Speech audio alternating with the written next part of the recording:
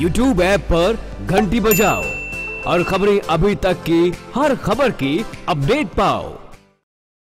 28 जनवरी को जींद उपचुनाव के लिए मतदान होना है। जैसे जैसे मतदान की तारीख नजदीक आ रही है, सारे उम्मीदवार अपनी ताकत मैदान में झोंक रहे हैं।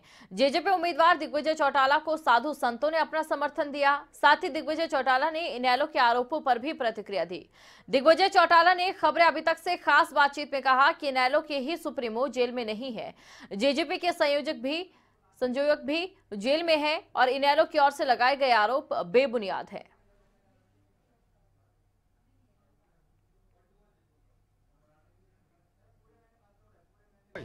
इस समय हम जेजेपी कार्यालय में मौजूद हैं और यहाँ पर दिग्विजय चौटाला हमारे साथ है। दिग्विजय जी, आज आपको संत यहाँ पर आशीर्वाद देने आए हैं, आपके कार्यालय में देने बहुत स्नेह आपको मिल रहा है। पूरी विधानसभा का दौरा करे संत भी यहाँ पे। संत समाज इस देश की शान है, इस देश का ताज है। हमें जीना सिखाते हैं, खुद त्याग तपस्वी बन करके हमें रहना सिखाते हैं, भाईचारे का प्रतीक है। संत समाज इस देश के लिए समाज के एक ऐसे अभिनव है उस राष्ट्र निर्माण में एक अहम भूमिका निभाते हैं। मैं उनको नमन करता हूँ, मैं उनका धन्यवाद करता हूँ। वो आज आए, मुझे इस लायक समझा, मैं उनका आभारी हूँ, शुक्रगुजार हूँ और मैं उनको विश्वास दिलाता हूँ कि उनके भरोसे का जोर नहीं। अभी आपने मंच से बात कही कि विरोधियों पे कटाक्ष न करके सकारात्मक राजनीति की ओर जाएंगे और लोगों के बीच में जो मुद्दों की बात है उनको ही लेके जाएंगे, किसी पे कटाक्ष करके आगे नहीं।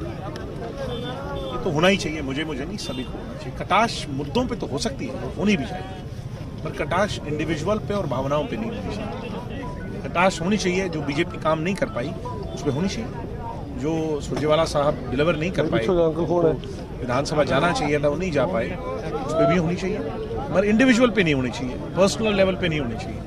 और आने वाले समय में यही राजनीति होगी। आखिरी सवाल, कल ओम प्रकाश चौटाला जी की पैरोल रद्द हो गई और कल ही आप पार्टी ने आपको समर्थन दिया था, तो उसके बाद से रात को राजनीति है या सच में इसके पीछे कोई नहीं? अगर कोई कहानी है तो उसके बारे में तो मीडिया पता लगाए कोई कहानी थी। मैं कैंपेन में हूँ, मैं इलेक्शन लड़ रहा हूँ और मेरे पिता भी स्वयं जेल में हैं। अगर हम इतने ही ताकतवर होते और व्यवस्था को ऐसे परिवर्तित कर सकते तो हम तो अपने पिता को बाहर निकालते सबसे पहले। क्या INLD के लोग ही जेल में हैं क्या?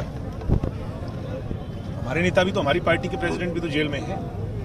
हम उनके लिए सरलीकरण नहीं कर देते, उनको बाहर ले आते, हम तो परमानेंटली ले आते अगर हमारी इतनी ताकत होती तो। इसलिए मैं कहता हूँ कि नकारात्मक राजनीति, न्यूनतम स्तर की राजनीति कोई ना करे। और ये एलिगेशंस लगाना, तो फिर मैं तो पता नहीं कैसे कैसे एलिगेशन लगा सकता हूँ, इन बातों पे कुछ नहीं पता। इसलिए आप भी इनको छोड़िए और पॉजिटिवली आगे बढ़िए। जो टक्कर में ही नहीं है उसकी चर्चा ही नहीं होनी चाहिए। आज तीन ही पार्टियां टक्कर में हैं, उनकी चर्चा करो, उनमें देखना है कि कौन जनता का आशीर्वाद लेकर आगे। दिग्विजय चौटाला जिन्होंने कहा कि वो सकारात्मक राजनीति के साथ आगे बढ़ रहे हैं और इसी को लेकर वो चुनाव में जीतेंगे और इन्हीं मुद्दों को लेकर जनता के बीच जाएंगे। जींद से जयदीप राठी, खबरें अभी तक।